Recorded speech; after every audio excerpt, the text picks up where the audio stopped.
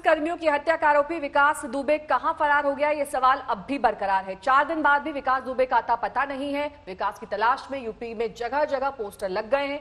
विकास दुबे पर 2.5 लाख का इनाम घोषित किया गया है और उसे पकड़ने के लिए उसके करीबियों पर शिकंजा कसा जा रहा है। कल कानपुर की काकादेव पुलिस ने 3 लावारिस लग्जरी गाड़ियां बरामद की। बाद में ये गाड़ियां विकास दुबे के करीबी जय वाजपेयी की निकली और किसी भी गाड़ी में नंबर प्लेट नहीं लगी हुई थी। एसटीएफ ने जय वाजपेयी को हिरासत में लेकर पूछताछ की है।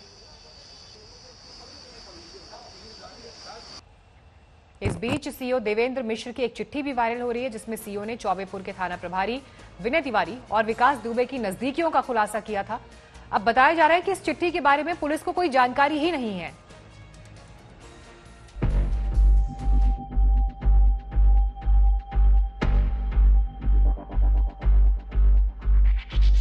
गैंगस्टर विकास दुबे की तलाश में यूपी पुलिस दर दर की खाक छान रही है। सुराग तलाशे जा रहे हैं, पोस्टर चस्पा हो रहे हैं, इनाम की राशि भी बढ़ाकर 2.5 लाख कर दी गई है। लेकिन मोस्ट वांटेड विकास दुबे का अब तक कोई अता पता नहीं। देखिए, विकास दुबे पर 1 लाख रुपए का इनाम पूर्व में था, लेकिन जिस तरह का इसने गंभीर अपराध किया है उसके मद्देनजर इस पर 2.5 लाख रुपए के इनाम का रिकमेंडेशन हम लोगों ने डीजीपी ऑफिस भेजा था और डीजीपी सर ने 2.5 लाख रुपए का इनाम इस पर घोषित कर दिया है और अब इसके पोस्टर्स हर जगह लगाए जा रहे हैं, जिसमें इसकी इनाम की धनराशि में फोटोग्राफ जगह जगह चस्पा किया जा रहा है। यूपी पुलिस की करीब 50 टीमें विकास दुबे का सुराग ढूंढने में लगी हैं। शक है कि वो नेपाल भाग सकता है, लिहाजा लखीमपुर तक नजर है। नेपाल से आने और नेपाल जाने वालों पर कड़ी नजर रखी जा रही है। शक ये भी है कि उत्तर प्रदेश का सबसे बड़ा गैंगस्टर चंबल के बीहड़ों में छिप गया है। संभावना है और इस संबंध में जो भी सरहदी राज्य हैं वहाँ के अधिकारियों से निरंतर समन्वय बनाए रखा है और हमारे राज्य के भी अधिकारियों विभिन्न एजेंसियों से समन्वय है। हम लोग अपने स्तर पर पूरी तरह सतर्क हैं, किसी भी तरह की शॉर्ट नोटिस का इनपुट आता है तो रिएक्ट करने के लिए। इस बीच विकास दुबे की तलाश और उसके गुनाहों के सबूत खंगालने के लिए दनादन गिरफ्तारियां भी हो रही हैं।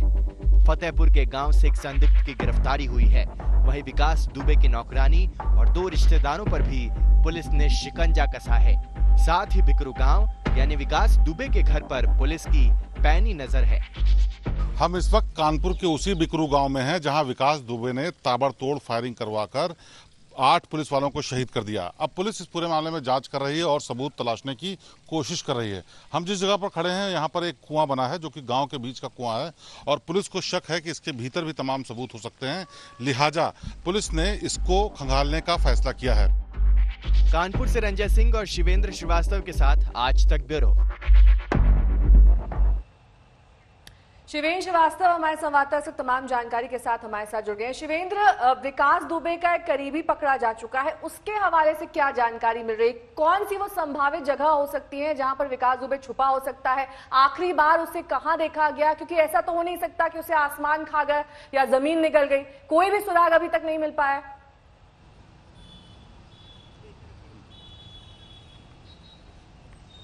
देखिए नेहा, अभी तक जो जांच टीम की आगे की कवायद कोशिश चल रही है, उसमें बहुत से लोगों को पूछताछ के लिए उठाया गया है।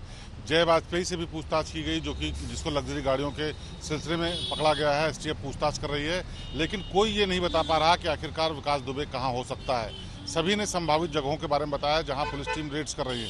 दरअसल वजह यह है, जब फरार वो यहाँ पर हुआ तो उसने न सिर्फ थोड़ी देर बाद अपना मोबाइल फ़ोन हटा दिया, बल्कि कोई भी डिजिटल फुटप्रिंट नहीं छोड़ा, यानी एटीएम से भी पैसा तक कहीं से नहीं निकाला गया जिससे उसको ट्रेस किया जा सकता था। इसीलिए पुलिस अंधेरे में तीर मार रही है और जितने भी उसके परिचित लोग हैं, चाहे वो बिजनेस एसोसिएट्स हों, रिश्तेदार हों, परिचित हों या गाँव वाले लोग हों, उन सबसे पूछताछ करके उन संभावित जगहों की सिर्फ बात की जा रही है। बॉर्डर के इलाके सील किए जा चुके हैं और उन सब जगहों पर पूछताछ और पोस्टर तक चिपका दिए गए हैं। लेकिन सबसे अहम बात यह है कि ये इतना वक्त गुजरने के बाद अगर विकास दुबे तक नहीं पहुंची है पुलिस, तो सूत्र बताते हैं उसकी सिर्फ 2 ही वजह हो सकती हैं। या तो वो बॉर्डर उस वक्त क्रॉस करके कहीं बाहर निकल गया, या फिर कानपुर या उसके आसपास की जगह में कहीं ऐसी जगह छुपा हुआ जहां किसी ने उसको बाकायदा ठीक तरीके से शेल्टर दे रखी है, न सिर्फ उसको बल्कि उससे करीबी लोगों को भी दे रखी है। देखिए शिवेंद्र, चिट्ठी का भी एक जिक्र हो रहा है कि एक चिट्ठी जो शहीद एसओ ने लिखी थी, लेकिन हैरानी इस बात की होती है कि उस चिट्ठी को लेकर पुलिस रिकॉर्ड्स जो है वो कुछ भी बता पाने में सक्षम नहीं है। इसी पर हमारी ये खास रिपोर्ट देखिए।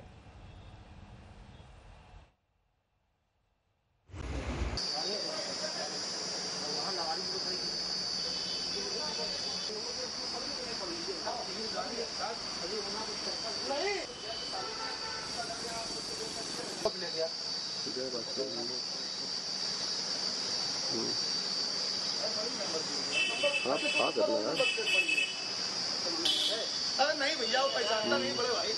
बिल्लौर के ऑफिस, एसपी रूरल के ऑफिस एवं एसएसपी की कॉन्फिडेंशियल एवं जो क्लरिकल ऑफिस जिसमें जो दंड बाबू के ऑफिस सब में चेक कराया गया है। इनमें से रिसीविंग एवं डिस्पैच रजिस्टर इन दोनों में ना तो इस चिट्ठी के संबंध में कोई उल्लेख है, ना तो 14 तारीख को एसओ के खिलाफ कोई अन्य रिपोर्ट रिसीव हुआ है। इस संबंध में कोई उल्लेख नहीं है, ना कोई इस संबंध में कोई फाइल यहाँ पे पाए गए हैं।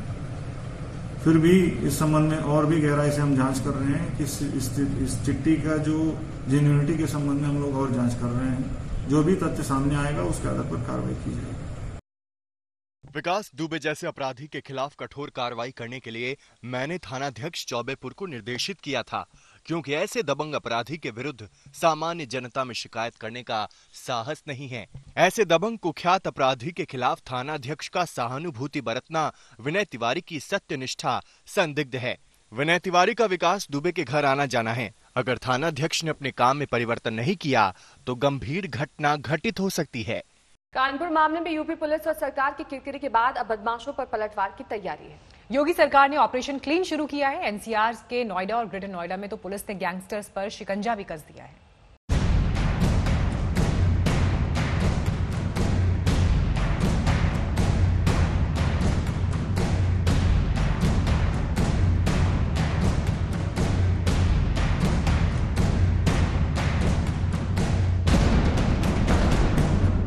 कानपुर के बिकरू गांव में 4 रोज पहले एक कुख्यात गैंगस्टर ने जो तांडव मचाया वो यूपी पुलिस के इतिहास का काला अध्याय बन गया है।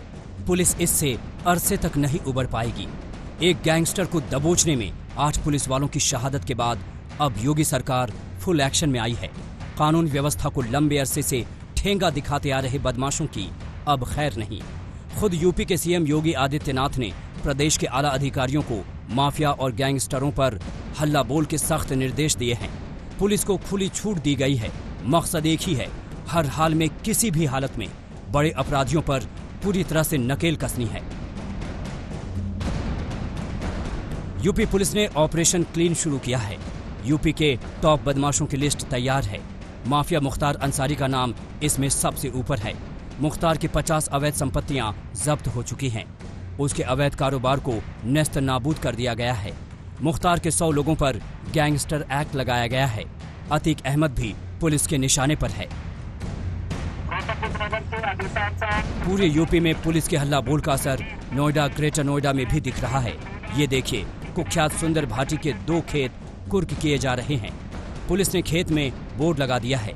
ये कार्रवाई ग्रेटर नोएडा के रामपुर गांव में की गई। सुंदर भाटी गिरोह के गुर्गे सत्यवीर बैंसला के 3 प्लॉट भी कुर्क किए गए। इसकी कीमत 2.5 करोड़ से ऊपर है। सुंदर भाटी की 2 जमीन रामपुर गांव में है जिसकी कीमत लगभग 80 लाख है, और सत्यवीर बैंसला के 2 प्लॉट कासना गांव में और 5 सेक्टर में है, उनको कुर्क किया गया जिसकी कीमत 2 करोड़ 60 लाख रुपया है। इस तरह कुल 3 करोड़ 40 लाख रुपए की प्रॉपर्टी आज कुर्क की गई है, और यह प्रक्रिया अनवरत जारी रहेगी। लेकिन कड़वी सच्चाई ये भी है कि अभी बदमाशों के हौसले पस्त नहीं हुए हैं। ग्रेटर नोएडा में हिस्ट्री शीटर चंद्रपाल के यहाँ कुर्की की कार्रवाई करने पुलिस पहुंची तो बदमाश के घर वाले पुलिस से उलझ गए। जाहिर तौर पर पुलिस की चुप्पी और सियासी संरक्षण से बदमाशों ने ये काली दुनिया बनाई है। इस पर चोट करने में थोड़ा वक्त तो लगेगा। नोएडा से भूपेंद्र चौधरी के साथ शिवेंद्र श्रीवास्तव, लखनऊ आज तक। एलएसी पर चीन ने कदम पीछे तो खींच लिए, लेकिन चीन की फितरत देखते हुए भारत की सेना पूरी तरह से चौकन्नी है। चौकसी का आलम यह है कि वायुसेना के लड़ाकू विमान रात में भी आसमानी सरहद पर गश्त लगा रहे हैं। सुखोई, मिग जैसे युद्धक विमान लगातार आसमानी सीमा की निगरानी कर रहे हैं। देर रात अपाचे हेलीकॉप्टर्स ने उड़ान भरी। आज तक संवाददाता मंजीत नेगी एक फॉरवर्ड एयरबेस तक पहुंचे और वायुसेना के नाइट ऑपरेशन को कैमरे में कैद किया।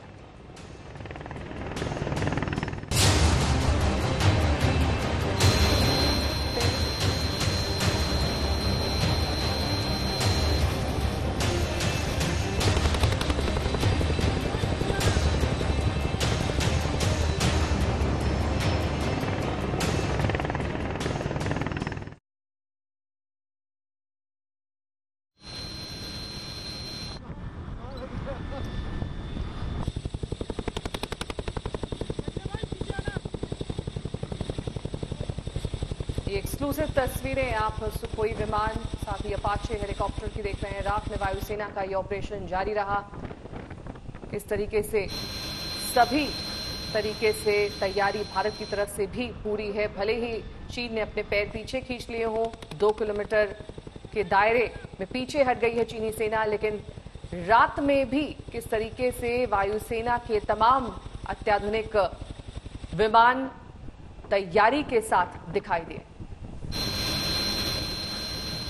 इस वक्त हम आपको चिनूक ट्रांसपोर्ट हेलीकॉप्टर का ऑपरेशन दिखा रहे हैं रात के वक्त, और इस जैसे हालात चीन सरहद पर बने हुए हैं, ऐसे में वायुसेना के एक ट्रांसपोर्ट हेलीकॉप्टर की पूरी रात ऑपरेशन को अंजाम दे रहे हैं। इस वक्त भारतीय वायुसेना के पास ऐसे ट्रांसपोर्ट हेलीकॉप्टर 15 मौजूद हैं, और खासतौर से ऊंचे पहाड़ी इलाकों में जो हमारे जवान फॉरवर्ड पोस्ट पर मौजूद हैं, उन तक राशन हथियार पहुंचाने में अहम भूमिका निभाते हैं। कैमरामैन संजय चौधरी के साथ जितने की फॉरवर्ड एयरबेस आज तक। इस फॉरवर्ड एयरबेस से वायुसेना का अपाचे हेलीकॉप्टर नाइट ऑपरेशन के लिए तैयार हो रहा है। रिफ्यूलिंग की जा रही है, साथ ही इसकी जांच की जा रही है, क्योंकि रात का ऑपरेशन काफी खतरों से भरा होता है। हालांकि अपाचे हेलीकॉप्टर की बात करें तो ये बहुत ही एक अच्छा हेलीकॉप्टर है, खासतौर से माउंटेन वारफेयर के लिए। इस वक्त जिस इलाके में भारत और चीनी सेना आमने सामने खड़ी है, उस इलाके में अपाचे हेलीकॉप्टर दिन और रात के वक्त दुश्मन के खिलाफ ऑपरेशन को अंजाम दे रहा है। और इस वक्त न सिर्फ अपाचे बल्कि इसके अलावा चिनूक और मी-17 जैसे हेलीकॉप्टर भी इस ऑपरेशन का हिस्सा हैं। इसके साथ ही जो लड़ाकू विमान है वायुसेना का, वो भी दिन और रात के वक्त लगातार उड़ान भर रहे हैं। कैमरामैन संजय चौधरी के साथ मंजित नेगी, फॉरवर्ड एयरबेस, आज तक। वायुसेना के इस नाइट ऑपरेशन के दौरान वायुसेना के लड़ाकू विमान Su-30 के अलावा MiG-29 हिस्सा ले रहे हैं, और जबकि अगर हेलीकॉप्टर की बात की जाए तो अपाचे, चिनूक और Mi-17 जैसे हेलीकॉप्टर नाइट फ्लाइंग का हिस्सा हैं। इस वक्त चीन सरहद पर जिस तरह से दोनों सेनाएं आमने सामने खड़ी हैं, ऐसे में वायुसेना दुश्मन को कोई मौका नहीं देना चाहती, और इसीलिए दिन और रात 24 घंटे वायुसेना के जो लड़ाकू विमान हैं, हेलीकॉप्टर हैं, वो दुश्मन की हर हरकत पर नजर रख रहे हैं। कैमरामैन संजय चौधरी के साथ मंजित नेगी, फॉरवर्ड एयरबेस, आज तक। भारतीय वायुसेना के जाबाज पायलट तैयार हैं अपने देश की हिफाजत करने के लिए। फॉरवर्ड एयरबेस पर हमारे संवाददाता मंजीत नेगी ने एयरफोर्स के ग्रुप कैप्टन से बात की। इस वक्त लद्दाख में भारत चीन सरहद पर तनाव के बीच भारतीय वायुसेना दिन और रात लगातार ऑपरेशन कर रही है। हम एक फॉरवर्ड एयरबेस पर मौजूद हैं, जहां पर हमारे साथ वायुसेना के एक सीनियर पायलट मौजूद हैं।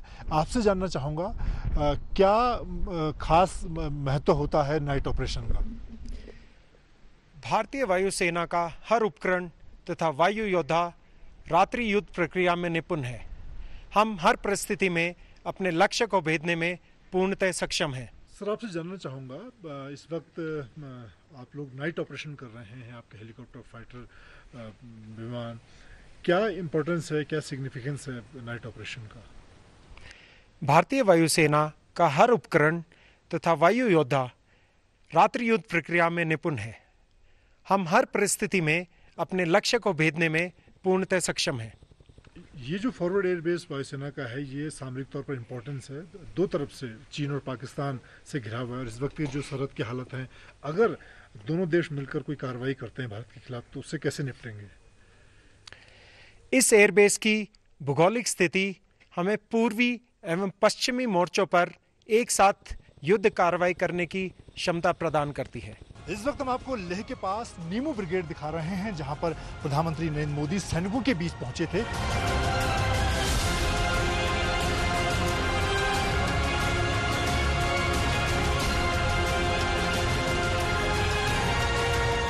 सामरिक पुलों को बदलने का काम चल रहा है। ये पुराने लोहे के पुल हैं, जिन्हें बदलकर अब नए कंक्रीट के पक्के पुल बनाए जा रहे हैं।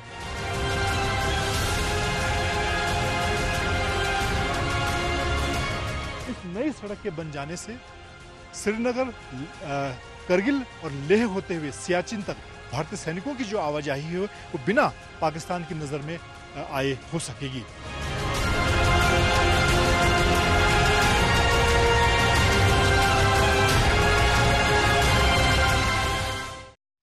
प्रधानमंत्री मोदी लेह पहुंचे। नीमू में जवानों को उन्होंने संबोधित किया था, लेकिन चीन को सख्त पैगाम और संदेश भी दिया था। 2 दिन बाद चीनी सेना गलवान और पेंगोंग सो से पीछे हट गई। आज तक संवाददाता मंजीत नेगी नीमू में पहुंचे, जहां से प्रधानमंत्री मोदी ने हुंकार भरी थी। उन्होंने सामरिक नजरिए से बेहद अहम इस इलाके में उन तैयारियों का जायजा लिया जिससे चीन के छक्के छूट जाएंगे।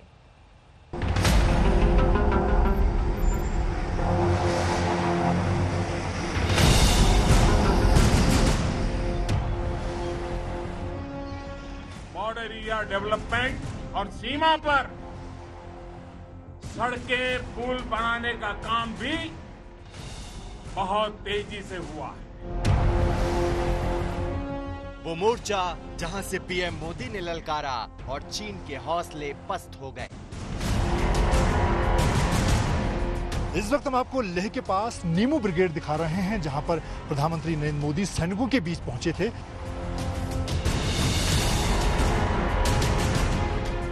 वहां पहुंचा आज तक, जहां से पीएम ने चीन को दिया सख्त पैगाम। मेरे पीछे नीमू ब्रिगेड का इलाका है, जहां पर प्रधानमंत्री नरेंद्र मोदी ने पहुंचकर सैनिकों को संबोधित किया और मौजूदा हालात के बीच चीन को सीधी चुनौती दी। टीवी चैनल पर पहली बार नीमू पोस्ट से ग्राउंड रिपोर्टिंग।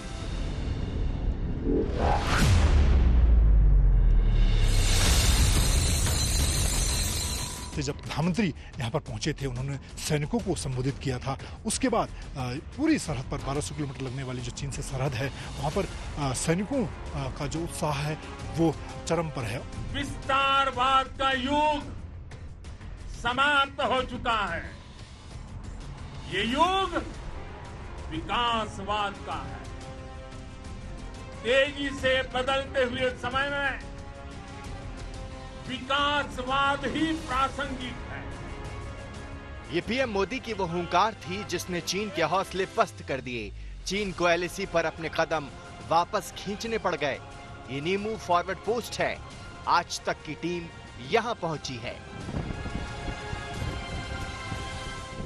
इस वक्त हम आपको लेह के पास नीमू ब्रिगेड दिखा रहे हैं, जहां पर प्रधानमंत्री नरेंद्र मोदी सैनिकों के बीच पहुंचे थे और मौजूदा हालात को लेकर उन्होंने चीन को सीधी चुनौती दी थी, खासतौर से गलवान की जो घटना हुई थी। और प्रधानमंत्री नरेंद्र मोदी ने भी साफ किया था कि भारत की जो सैन्य तैयारियां हैं, भारत का जो इंफ्रास्ट्रक्चर है, वो चीन के खिलाफ नहीं है, लेकिन भारत अपनी तैयारियों को, सैन्य तैयारियों में कोई कमी नहीं करेगा।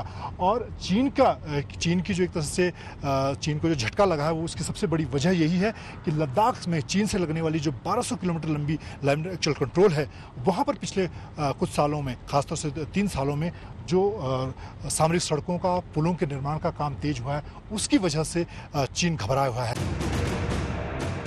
सामरिक वजहों से हम आपको इस पोस्ट के बारे में ज्यादा जानकारी नहीं देंगे, लेकिन हम आपको वो जगह जरूर दिखाएंगे जहां पीएम मोदी ने सिंधु पूजा की थी और फिर सिंह गर्जना से चीन के हौसले हिला दिए थे। ये इलाका सामरिक तौर पर बहुत महत्वपूर्ण है। नीमू की अगर बात करें तो यहाँ पर जंस्कार और सिंधु इंदस जो नदी है, उसका संगम है। प्रधानमंत्री मोदी ने यहाँ पर पूजा भी की थी सिंधु नदी में। और सामरिक तौर पर अगर बात की जाए तो ये जो सामरिक सड़क है, ये जो इलाका है, आगे लेह से लेकर सियाचिन, दौलत बेग ओल्डी, पूरे इलाके को जोड़ने का काम करता है। यहाँ सिर्फ 2 नदियां नहीं, 2 महत्वपूर्ण सामरिक सड़कें जुड़ती हैं।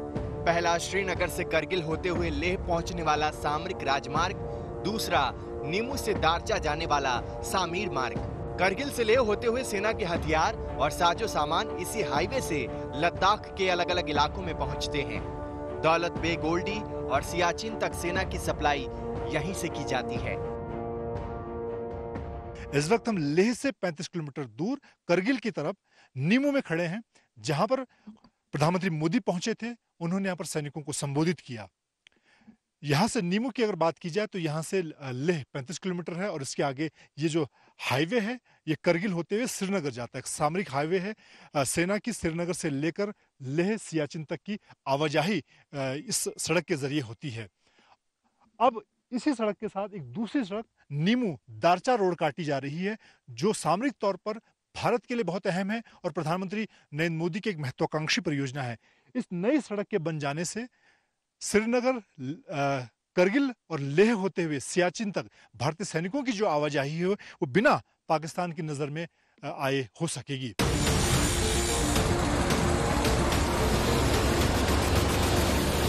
ये वो इलाका है जहां होने वाले निर्माण कार्यों ने चीन की नींद उड़ा दी है। चीन की नीयत को भांपते हुए इन इलाकों की काया पलट की जा रही है, जिससे चीन बौखलाया हुआ है। कैमरामैन संजय चौधरी के साथ मंजीत नेगी, नीमू, लेह, आज तक।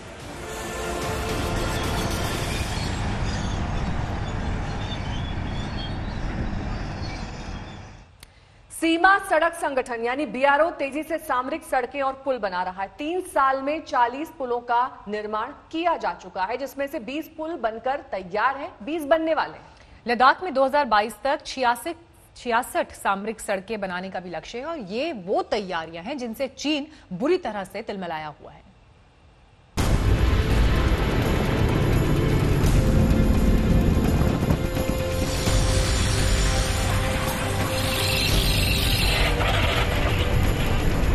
ये वो पुल है जिसने चीन की चिंता बढ़ा दी है।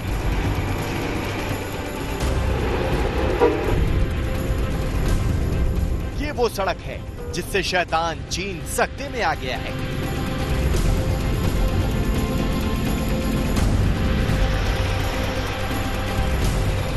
सिर्फ 3 महीने में 3 पुल बने और चीन के पसीने छूटने लगे। कहते हैं हिम्मत मर्दा तो मदद खुदा, इरादे फौलादी हो तो चट्टानी मुश्किलों का भी चुटकियों में समाधान हो जाता है। ये पुल सीमा सड़क संगठन की रात दिन की मेहनत और जज्बे का कमाल है।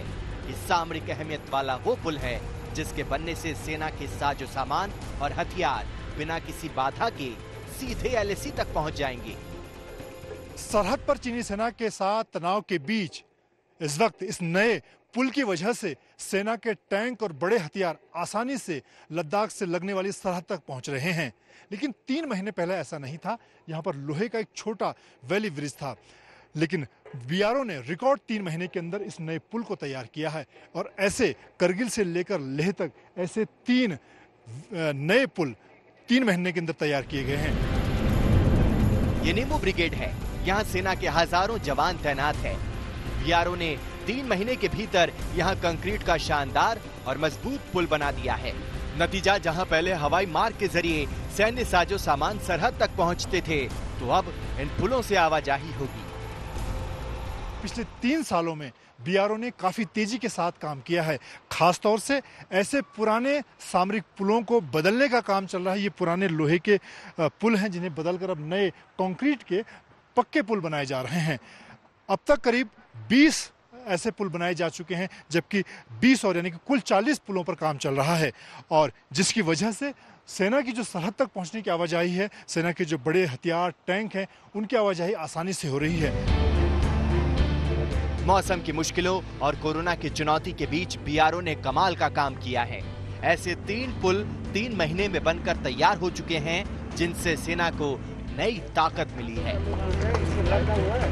एक लोहा ब्रिज था, बेली ब्रिज, जो कि कोई सक्षम नहीं था कि वो लोड क्लास 24 आर था, और ये जो है इसको रिकॉर्ड टाइम पे 3 महीने में बनाया गया था कि रिक्वायरमेंट के लिए, आर्मी का रिक्वायरमेंट के लिए, ताकि इसमें कोई भी किस्म की गाड़ी जो है ये एलएसी की तरफ जा सकती है। इसमें अभी कोई रुकावट नहीं है और गाड़ी आराम से पार कर सकती है कि लद्दाख होती हुई एलएसी की तरफ जाएगी। दाद देनी पड़ेगी सीमा सड़क संगठन की, जो मुश्किल हालात में भी अपनी जिम्मेदारी बखूबी निभा रहा है। लद्दाख में भारत की चीन के साथ 1200 किलोमीटर लंबी एलएसी है। इस इलाके में बीआरओ 40 सामरिक पुलों का निर्माण कर रहा है। पिछले 3 सालों में 20 सामरिक पुल बनकर तैयार हो गए हैं। ये पुल भारतीय जांबाजों की शक्ति का प्रतीक है। पहले नदी के ऊपर यहाँ पतला सा लोहे का ब्रिज था, इतना पतला कि इससे न टैंक गुजर सकते थे, न तोप और बड़े वाहन। मगर 3 महीने के भीतर बीआरओ ने यहाँ ऐसा पुल बनाया है कि चीन तड़प उठा है। पहले इस सड़क पर इस तरह के पुराने लोहे के पुल बनाए गए थे, जिन्हें वैली ब्रिज कहा जाता था, और अब बीआरओ ने पिछले 3 महीने के अंदर एक तरह से कह सकते हैं रिकॉर्ड समय में एक नया मजबूत पुल पर तैयार किया है, जिस पर सेना की बड़े वाहनों की, बड़े हथियारों की आसानी से आवाजाही हो सकती है। और यहाँ पर बीआरओ मुश्किल हालात में, कई तरह की दुश्वारियाँ हैं। मौसम यहाँ पर लगातार बर्फबारी का मौसम रहता है, ठंडा है, और उसके साथ ही जो कोविड की चुनौती है उसके बीच में मजदूरों का मनोबल यहाँ बनाए रखना। यहाँ पर आधुनिक मशीनों के साथ जो मजदूर हैं वो दिन रात मुश्किल हालात में लगातार काम कर रहे हैं। चीन की तड़प बढ़ी है, उसे डर सताने लगा है कि अगर रास्ते अच्छे हुए, पुल मजबूत हुए तो उसकी हर नाफरमानी का जवाब पलक झपकते मिलेगा। बगैर देरी किए भारत के जांबाज इन्हीं रास्तों से हथियार, तोप, टैंक और सैनिक जल्द से जल्द सरहद पर पहुंचा सकते हैं। आज तक वो पहला चैनल है जो लेह से साउथ पुल होते हुए दुनिया की सबसे ऊंचे मोटरेबल रोड खरदुंगला पहुंचा।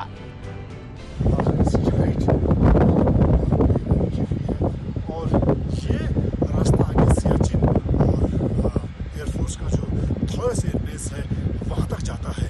और इस वक्त यहाँ पर बर्फ देखी जा सकती है कि पूरा इलाका बर्फ से ढका हुआ है। और इस वक्त जुलाई के महीने में यहाँ पर ये हालात है। सेना की यहाँ पर लगातार मौजूदगी है। सालों में बीआरओ ने खरदुंगला सामरिक सड़क को सिंगल लेन से डबल लेन में बदल दिया, यानी सेना के बड़े वाहन, हथियार, टैंक आसानी से सियाचिन, दौलत बेग ओल्डी और दूसरे इलाकों में पहुंचने लगे हैं। भारत खुद को सरहद पर बहुत शक्तिशाली बना रहा है और चीन की चिंता बढ़ा रहा है। कैमरामैन संजय चौधरी के साथ मंजीत नेगी, नीमू, लेह, आज तक।